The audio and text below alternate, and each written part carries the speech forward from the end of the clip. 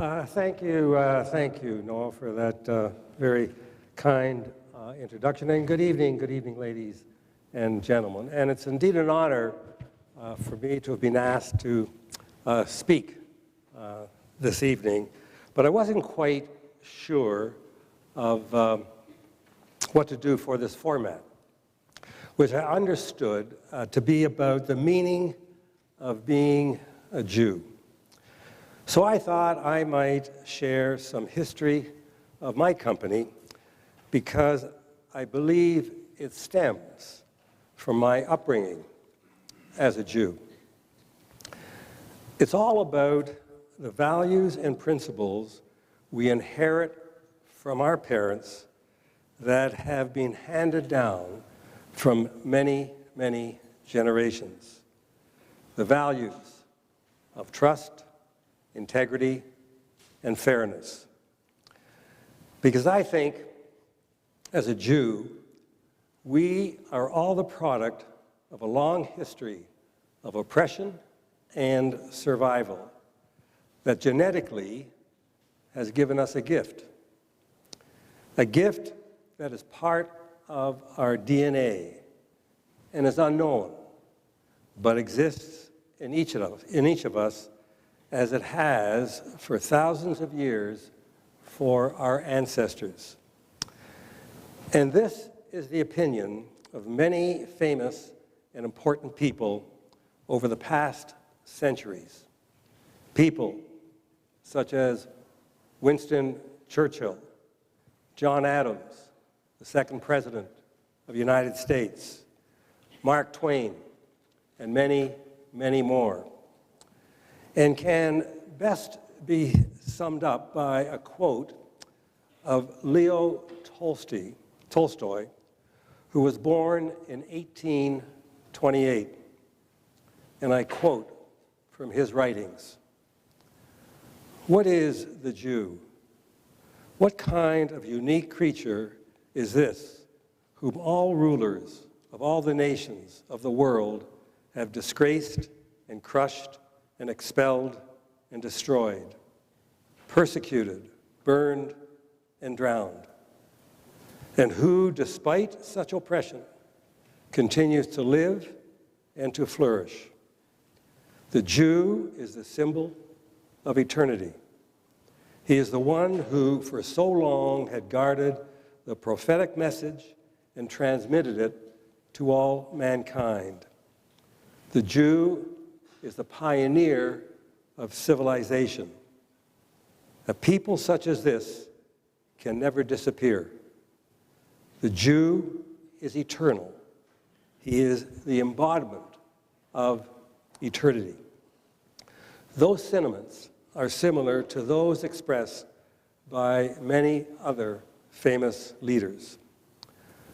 So as I said, it's been through the principles and values handed down for thousands of years that I believe helped form my beliefs on how to build a company. Now, over the years, I've often been asked, what was my vision of Four Seasons when I started? What was the grand dream? Well, folks, to be honest, there was no vision. There was no grand dream. I was just trying to put one deal together, a concept of combining the best of a motel and a hotel. And if I thought it would have taken me 5 years to sell that idea, well, I probably would have stopped after the first month. But it's interesting how days, weeks, and months add up to years when the spark of an idea just doesn't go out. You see, that was my night shift job. Because I was still struggling to make a living as a builder. And when finally the first motor hotel opened in 1961, my vision of the future was to take in enough cash today to pay yesterday's bills. And if I didn't take in enough cash, I wouldn't be standing here talking to you today. You see, I believe our ability to predict the future depends on our background and our experience. And growing up in a poor immigrant household and knowing nothing about the hotel business, I didn't simply have the wherewithal to anticipate Four Seasons success. In fact, one could argue that much of the company's success stemmed from my lack of knowledge. You see, having no experience in the hotel business, I had no preconceived notions about it. So I approached the business from a customer's perspective. I asked myself, what would customers consider to be a value? What would be important to them? And it's from this premise that many innovations were born. As an example, we were the first company to put shampoo in the bathrooms. Now, they weren't those fancy designer bottles you see lined up in every hotel now. It was a little plastic sachet case. You put it in the shower, and it had big letters on it, it said shampoo. So when you got in, have you ever tried to open one of those things with wet hands? Right. You put it in your mouth, you drink half the shampoo, but then you've got it. Then there was a 24-hour room service, 1-hour pressing, overnight dry cleaning, terry cloth robes, soft toilet paper. You laugh. We probably got, this is going back many, many years ago, one of the best endorsements we ever got from Stanley Marcus of Neiman Marcus, who was on national television, and they asked him, where do you usually stay when you travel? And he said, well, I like to stay at a Four Seasons hotel because they have the best toilet paper I've ever used. And then there was the complimentary shoe shine, kids and teens programs, no soaking floors, and the list goes on and on. At the time, I was told by more experienced people that it couldn't be done. But today, many of those innovations are an industry norm. And as a company, focusing on what our customers want and need continues to be our strategy for success to this day. But the ties that bind us much deeper than implementing a new service or amenity. Long-term success depends upon connecting with people on an emotional level. And luxury for our guests has little to do with the bells and whistles. It's about how the experience makes them feel. And our ability to understand the emotional needs of our guests is what has always set us apart from the competition. It's why Warren Buffett often talks about finding a sustainable competitive advantage. He describes it as a moat, a barrier to entry, which he believes is a company's most important asset. And what the author Jim Collins concludes, and this is over 40 years of research, and I'm quoting, "What makes and keeps companies great are a strong set of core values, values that you never compromise." Now, there are those who say ethics in business is peripheral, if not irrelevant. But that has not been my experience. Because I believe a business agreement is more than a legal contract. It's a relationship rooted in trust. And trust is the emotional capital of a company. It's crucial to customer loyalty and to creating a prestigious brand name. And it rises or falls with our ethical reputation, the unseen but decisive factor in most business transactions. Now, over the years, I've often been asked, which is my favorite hotel? And my answer has always been, and it's not political, the hotel I'm in is the favorite of the day. But let me explain this. As you understand, I've been responsible for creating and building every Four Seasons. And my pattern of travel is to go there and I just spend one day at a time. But while I'm there, I'm only dealing with that particular hotel. So for the 20 hours that I'm there, I'm listening and hearing and seeing, and it's bringing back all the memories of how that hotel came to be part of the system. And every hotel at its time was an important building block in the success of the company. So when I'm in that hotel and the question comes from the town hall meetings that I hold, I tell them, You are my favorite of the day.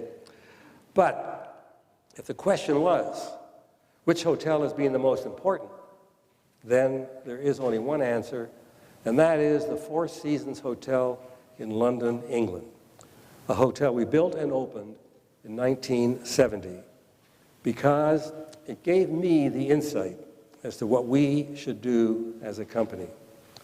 And the pleasure I took in running it contrasted so sharply with the operation of the 1,600-room Four Seasons Sheraton in Toronto, which we had developed at the same time and owned 49% of it. And because of that comparison, the London Hotel became a model for our future direction, which was to only operate medium-sized hotels of exceptional quality and to be the best. Now, we always had, am I echoing here? Is this mic on? I'm coming across okay? Okay. Now, we always had an implicit operating philosophy. So in 1980, as we expanded, I decided to make it explicit, spell out our goals, our beliefs, and our values. So I sat down with our Director of Communications and detailed a formal credo based on the Golden Rule, the cornerstone of what would later be called our corporate culture. In essence, to treat others, all others, customers, employees, partners, suppliers, as we ourselves would want to be treated. Now, conceiving a vision and a strategy is relatively easy. The hard part is selling it, getting it across to all levels of employees. And that became my task, preaching the gospel of service every day and on every trip to every hotel, continuously restating it, developing it, focusing employees at every level on only one priority, giving customers added value through service. And that's the way it had to be. But I also believe that one of the many measures of our success is the influence we've had on others. And as an example, there's a new book out called The Apple Experience, which is about how Steve Jobs created his retail empire. And in it, the author describes how Steve Jobs, one of the greatest entrepreneurs of our time, modeled the Apple retail stores after the Four Seasons. Now you can imagine, we over the years have earned many, many accolades, and nothing has reached the level of importance that acknowledgement has done. It's truly remarkable. So let me quote a passage from chapter 1, and I'm quoting. "The story of the Apple experience did not begin with the opening of the first Apple store in 2001. It began 40 years earlier with the founding of another brand that would be credited with completely reinventing the customer experience, the Four Seasons. When Steve Jobs first decided to enter the retail business, he hired former Target executive Ron Johnson. Jobs challenged Johnson with this question: who offers the best customer service in the world? The answer was not another computer retailer or any other retailer for that matter. The answer turned out to be the Four Seasons Hotel. And the book goes on to say that as they were developing their customer service standards, Jobs and Johnson would ask themselves, what would Four Seasons do? So if you're a slow reader and you like to flip through books, you only have to read the first chapter. So they realized what we discovered so many years earlier, that customers who feel happy and satisfied will reward your brand with their business and loyalty. Now, as you might know, I recently chronicled these and other experiences in a book about Four Seasons. Now, my main reason for writing the book was for the benefit of the 40,000 employees who work in the company, and for the thousands more who will be joining the company as we continue to grow. Because I believe if one can understand how and why we got to where we are, it would give them a better idea of how to deal with the future. But the book also brought what my wife Rosalie called the unexpected rewards. Hearing from friends of long ago and from people I didn't know, many writing very kind letters. And there was one that I'd like to share with you. Mr. J. Nussbaum made reference to a quote that Rosalie wrote in the foreword, something I said many years ago, which was that I believed the only thing you can control is your attitude. Well, when he read that, he sent me a copy of a memorandum titled Attitude and asked, did I write it? And I had never seen it before, and no, I didn't write it. But I thought it was compelling, so I'd like to share it with you today. And the title is Attitude. The longer you live, the more you will realize the impact of attitude on life. Attitude is more important than facts. It is more important than the past, than education, than money, than circumstances, than failures, than successes, than what other people think or say or do. It is more important than appearances, giftedness, or skill. It will make or break a company, a church, a home, a person. The remarkable thing is, we have a choice each and every day regarding the attitude we will embrace for that day. We cannot change our past, and we cannot change the fact that people will act in a certain way.